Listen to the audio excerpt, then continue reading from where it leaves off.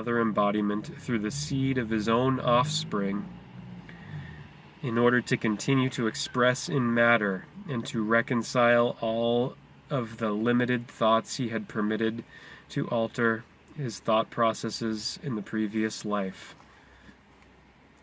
But as he began to experience more of the material aspects of this plane, the god experienced further alteredness and fell deeper and deeper into limitation.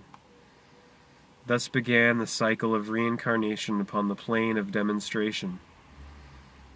As the gods returned here as man again and again in order to continue their adventures in life, this plane gradually became their whole concept of life, and they forgot their lineage and their divinity.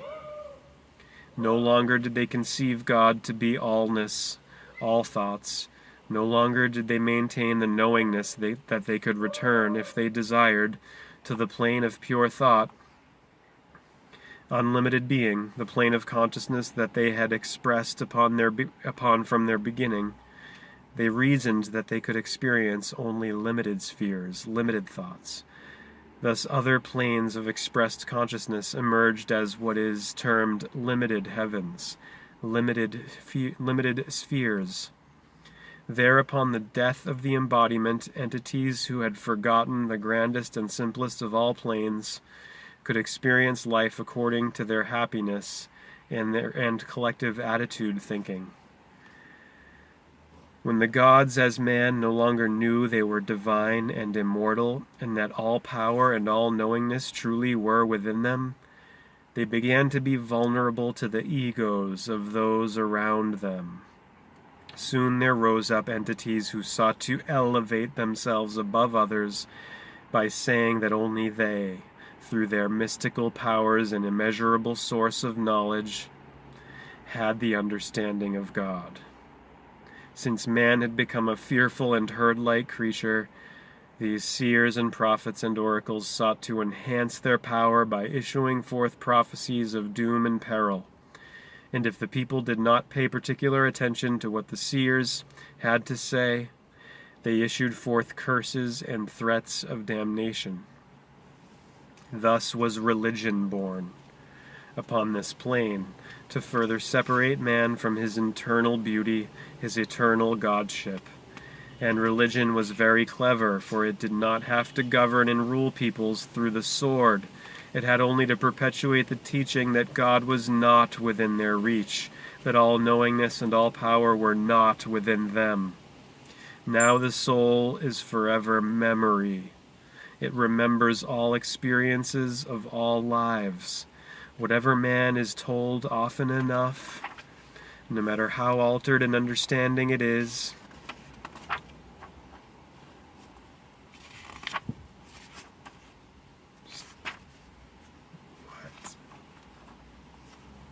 will eventually become a steadfast reality for man, the timid seeker of truth, wishing so desperately to be accepted, will listen to any folly.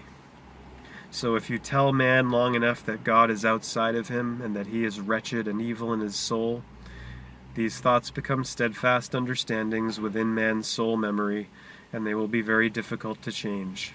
And that is indeed what occurred over thousands of years on this plane. These simple entities coming from one life back into another continually fell under the auspices of these teachings, and they became so conditioned to the understanding that they were wicked and that God was outside of their beings, that they came to know absolutely that they were other than divine, and that the only way to know God, to go back to God, was through the rule of prophets and priests and religious organizations.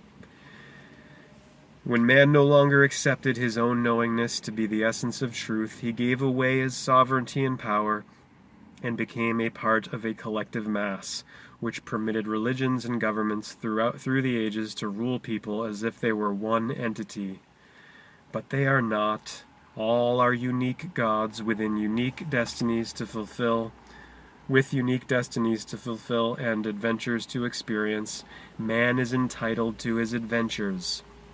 When man accepted the teaching that he is wretched and a sinner and that the Father is outside of him, he completely separated himself from God. And it is that understanding and belief acceptance that has brought man back into an embodiment over and over again.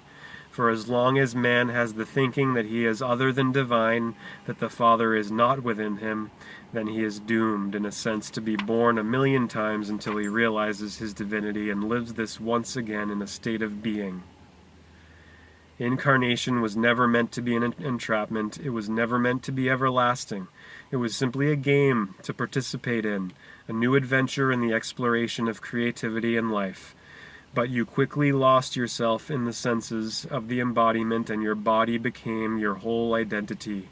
You became so immersed in the matter of this plane that you became man, the insecure man, the fearsome man, the vulnerable man, the dying element, because you forgot the powerful essence within you. Thus you learned of death, but you forgot life. You learned of sorrow, but you forgot joy. You learned of man, but you forgot God, your sublime intelligence that allows you to create your illusions however you choose. And, all of you have lived many lives upon this plane. Some of you 30,000 lives, some of you 10,000, some of you only 2. That is how many times you have lived and died. And though your lives upon this plane have been only a dream, a game, an illusion in the adventure of life, they have corrupted you greatly. You have lived so many lives in which you have been reminded by family, by society, by religion, and by governmental powers that you are wretched and that God is not within your reach, that it has become the steadfast reality of your thought processes. To this day, most of you still do not know that God is you, that you possess within you the power to know and be all things. Thus you let teachers and religions and everyone else rule your life and interpret truth for you. You allow the understanding of others to complicate and clutter the simple truth that has been spoken for ages in your time, that the Father and the kingdom of heaven are indeed within you. What grander truth can be written than that?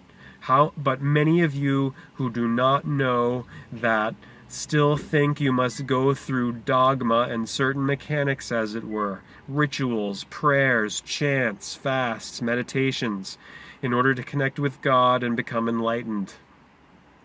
Yet the more you do these things, the more you convince your soul that you are not what you are trying to become, that you are far from the love of God and the understanding you are seeking, for you are having to do arduous things in order to achieve it.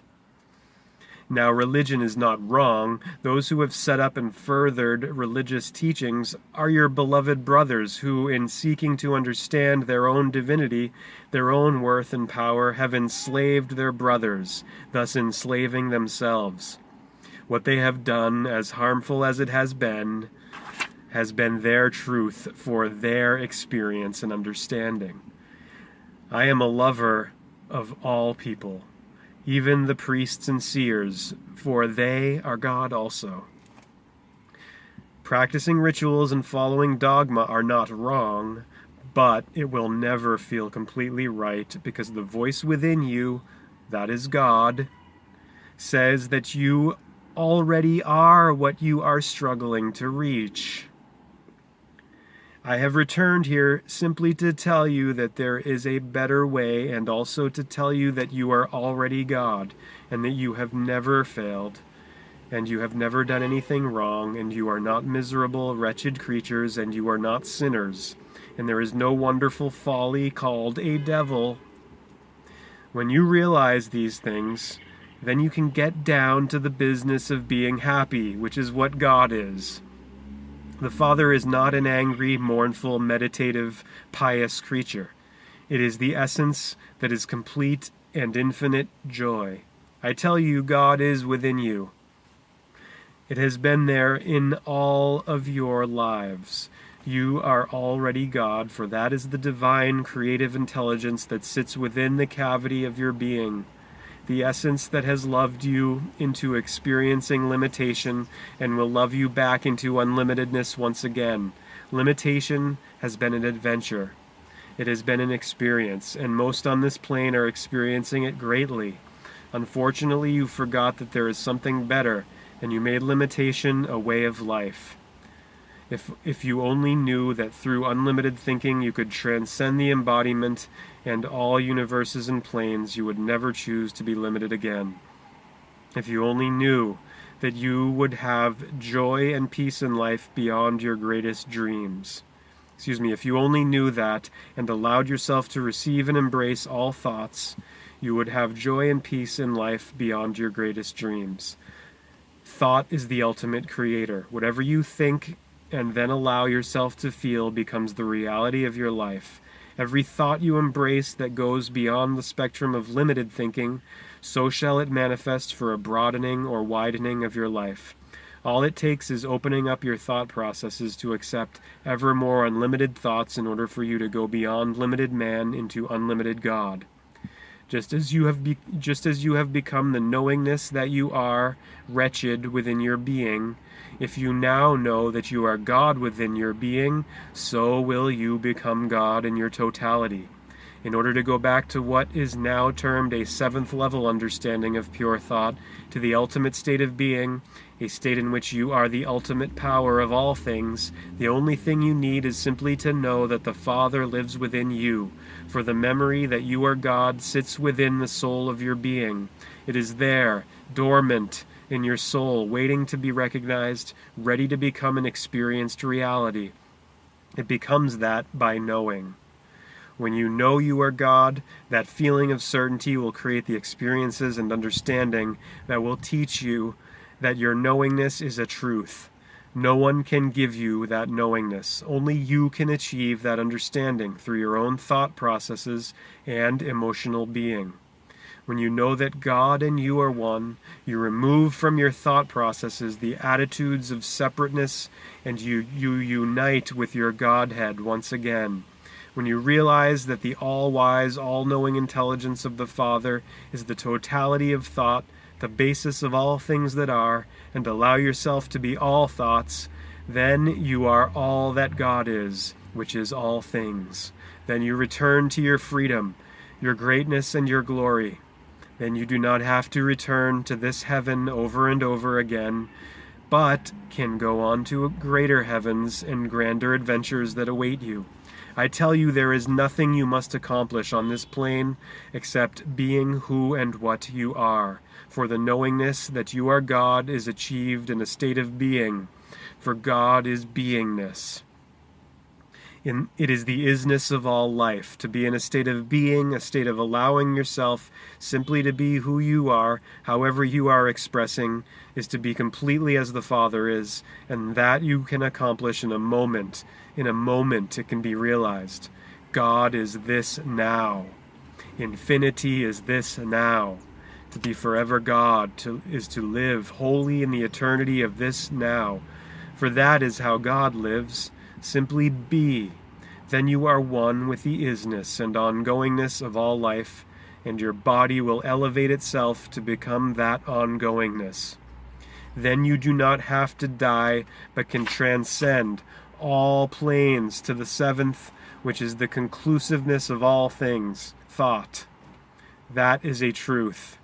Man is beginning to come out of limitation because there are many upon your plane who are questioning their lives and why they are slaves to the hypocrisy of government, of dogma, of society, and where in turn they lead.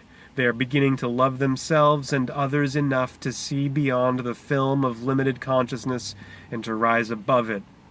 They are awakening to the understanding that there is an essence that lies within them and within all people that is gentle and loving and wise. They are beginning to realize that all of the prophecies and all of the tales and all of the fears that have governed mankind for so long have not manifested. They have outlived them. They are questioning who they are and why. If they are to love God, must they be frightened of Him? Consciousness on this plane is changing. The limitations of understanding which have caused man to be a beastly creature, generation after generation after generation, are being lifted to permit man to be the sublime God essence that he is. It is time to have a new learning occur, which is really not new at all. Deep within your soul, you will know what the truth is, because the truth will permit you to see beyond the stagnation of dogmatic beliefs into the heaven of thought and understanding that has been there all along. As the rope is removed from around your throat and the feelings of joy begin to surface and become eminent within your soul, you will begin to be this magnificent God that you are in a state of being. This age of yours is ending. This has been the age of flesh. The new age is already on the horizon, and it is called the age of light, the age of pure spirit, the age of God. It is the age when man knows that all are equal, and that the kingdom of heaven has always been within him.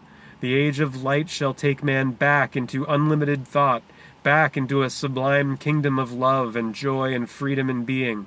Those who will be the new kingdom will not be the warlords and tyrants amongst men, but the heralds of peace, who are rising above the stagnation of limitation to say, I am God.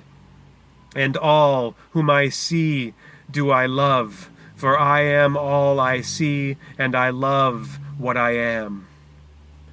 Each who comes to that understanding will lift the whole of consciousness by his one solitary light. And one by one you will return to a state of unlimitedness, rich with the pearls of wisdom that will allow you to create more wisely in the eternity to come. Your lives upon this plane have been a grand illusion. They have been a great dream. But you will emerge from the dream learned, understanding God. Everyone will. One day you will glance up to a sky that has become very cloudy. As you look into your heavens, you will see a blaze of brilliant lights flickering all around, and you will think the stars themselves have come to nestle within the clouds. What you will see is what all mankind is going to see. It will help you to awaken from your slumber and realize that all I am teaching you is indeed a grand truth and a wonderful reality. Student, I would like to know how we became separated from God and the things that unified us in our beginning. How did that happen, Ramtha? In your very beginning, when each of you knew that you were one with the Father, your ego, your identity was God in a singular uniqueness, and life was the emotional adventure into the experience of all thoughts, for God is all thoughts. Your ego was pure and unaltered, for no attitudes were maintained within your being which would limit the acceptance of thought or God into your being. You knew that you were forever in the now moment of being, and were unlimited in your ability to receive thought from the Father, transmute it into emotion, and manifest the emotion into creativity. All of you were like little children, for you did not possess any attitude that would alter the purity of your beings or limit your expression. You did not know fear. You did not know judgments of greater or lesser. You did not know competitiveness or jealousy or possessiveness. You did not know death. You were like little children, for you had not experienced any of these attitudes. Now you, the gods, from your very beginning, possessed the powerful drive to create, to express the emotion of thought into creative forms. And the power to do that was not given a little more to one and a little less to another. All were equal. But as soon as you began to create, a competitive spirit arose within you. The drive to take the thought of another's creativity and expand it into something greater, to create more. Thought by thought by thought. Why do you think there are so many species of flowers on your plane? You would think that one rose would have been enough, and how many more butterflies could there possibly be? Why did the gods become a competitive race? Because in their drive to create, they began to contemplate that perhaps their creativity was not as grand as another's. Thus they began to see themselves as lessened within their beings. And to compensate for that feeling of lessness, the gods sought to outdo each other's creations, and the more they embroiled their thought processes in competitive creativity, the more they saw themselves as less than the perfection of isness, as separate from God, which is the equality of all things. You see separateness from life and the understanding called imperfection come about only when something is seen as greater than something else. Yet in the reality of life, no thing is greater or less than anything else. All things simply are in an equality of isness. Thus everything is in a state of perfection, or more appropriately, a state of isness, of being. It is only attitudes, collective thoughts, that make something less than the perfection of isness that it truly is. Now, your greatest separation occurred when you entered into the embodiment of man. Up to that point, even though you had begun to separate yourself from all things, you were still aware of your godhood and immortality of being. But when you lowered yourself into an embodiment and began to experience the realities of cellular matter, you entrapped yourself in the functions of mass called hunger, cold, and survival, the struggle to maintain that which you had become. You had now become intertwined with cellular matter, which was programmed in its creation to permit the survival of the mass. That marriage of a great immortal being with a mechanism of mass oriented to the survival of its own structure greatly altered your ego state of being. That is when the tree of knowledge, the altered ego, was born. And it was the experience of the emotions of fear, competitiveness, and jealousy on this plane, recorded in your soul and programmed in your body's cellular structures, that further intensified your altered ego, that further altered the knowingness that you were divine, immortal, and one with all life. Student, I still don't understand why the gods, who had always known that they were forever, ended up believing that they would die. How did they come to accept the idea of death in the first place? Ramtha. They accepted and understood the processes of change, what you term death, from the very things they had created. You see, many things created here were designed to feed upon one another, for the substance that each creation needed to sustain itself had to be of the same substance as itself. It is what you term a food chain. So the flora became foodstuffs for the animals that the gods had created. And when the animals partook of the plants, the gods who created the plants saw to their horror that their creations had been resolved before their eyes and transmuted into yet another energy. The animals would then be food for yet other animals that were created by another god to be greater than the first, and on and on. It was one way that the gods chose to compete with one another. You see, it was most humiliating to have your creation eaten up and digested by another god's creation. Death was further understood, Master, through the process of designing and evolving the embodiment of man. In order to perfect the creature called man, the gods became a part of it, as they had become a part of all things they had created. Since their earliest versions of man were not very agile creatures, the animals were continuously partaking of the body of man and finding him quite a delicacy at that. So through that, the gods experienced and understood the action called death. That understanding enabled them to improve upon the embodiment, to make it more forceful against death at the hands of their very own creations, the animals of carnivorous nature. Now man's romance with a god outside of his being began when the gods had a romance with this plane, with their desire to experience and interact with all of the things they had created here. The gods had been the plants, they had been the animals, they had been the insects, they had been everything. But to have a form that had dominion over all things, that was their ultimate love and creation. When the gods ultimately formed themselves into man and woman, and all of their attentions were focused on outsmarting and escaping from their creations, they became into an altered state of life. The irony was even if they escaped from the animals that preyed upon them, they could not escape the attitudes of survival that were beginning to engross their consciousness. It was their attitudes of survival and the fear of death that eventually brought their bodies down. For whatever one fears, he will become. You know, of all the things the gods ever created, nothing is more devastating than the creation called fear, for no thing can express life in its shadow. Now, when the gods, as man, experienced death, their only reality and their only desire were to continue to experience this paradise of matter, and to create more in this kingdom as an accomplishment, for the gods' egos were great.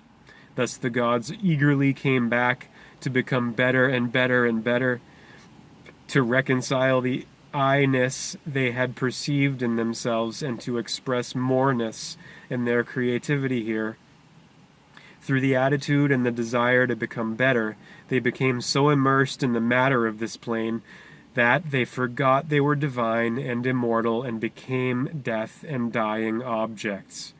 Yet the understanding of being one with all life had begun to be lost, unfortunately, in the designing of creation, even before the gods had a love affair with this plane, through competition and the thoughts of greatness or moreness.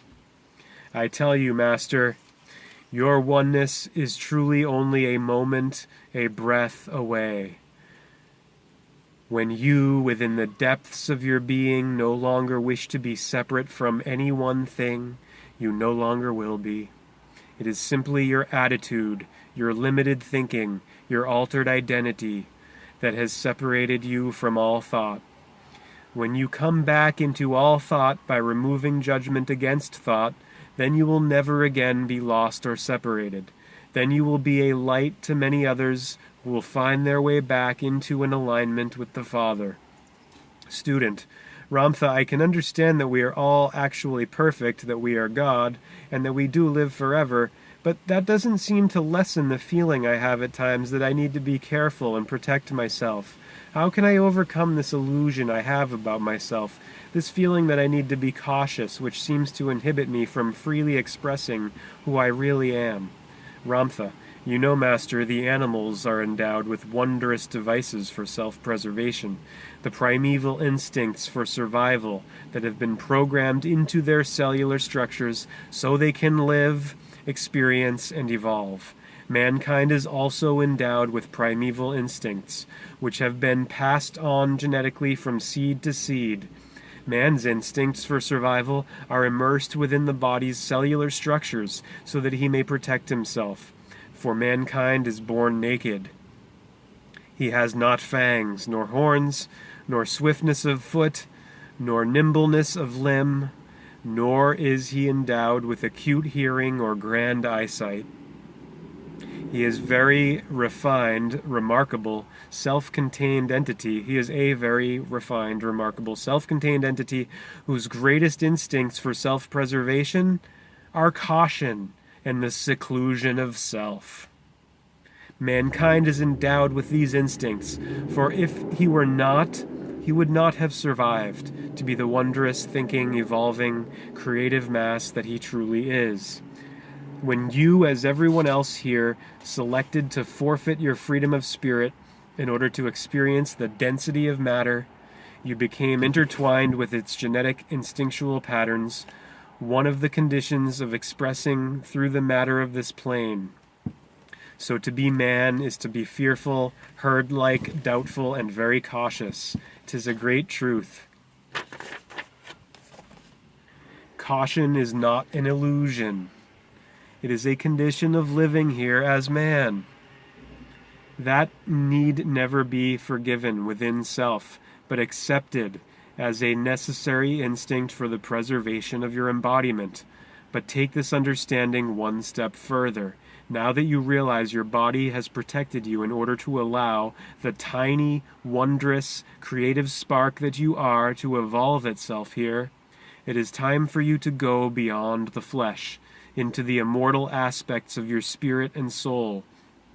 It is now the moment, if you will, for the spirit of your being to take hold of your body and protect it through an unlimitedness of thought understanding.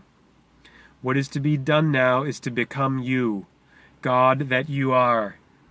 Steadfast, certain, sovereign, I am. And the only illusion you need to master is the illusion that you do not have the ability to become that. And how do you remove that illusion? Simply by removing it from your thought processes. Whatever you do in thought and in feeling is reality, even if it is never manifested into the reality of this dimension. Once you have embraced the thought that you are God, the I am principle, you have already become it. Love what you are, Master. Love it. Know that you are forever, that you are God. Know it. Feel it. Embrace that thought. When the instinctual heritage that has protected you through the ages confronts the knowingness that you are indeed immortal rather than mortal, that you are indeed unlimited God rather than limited man, your soul will pass this unlimited thought on to the cellular mass of your embodiment, and the cellular mass will be in jubilation. Then your body will conform happily to the unlimited thoughts of the great God that occupies it. And inasmuch as your body has had uncertainty and caution for its instinctual existence, it shall now have God unlimited within its cells, such that the matter of the body can be unified into an alignment with the totality of God I am. To be more you, Master, is simply to reach beyond the boundaries of your uncertainty. And when you, who have been protected by your embodiment, claim dominion over all that is within your understanding, the body will happily follow. Love yourself, Master, completely. Love life, all of it. When you do, you will come back into your union, I assure you, simply through an attitude, and in but a moment. That is all it takes. Simply know.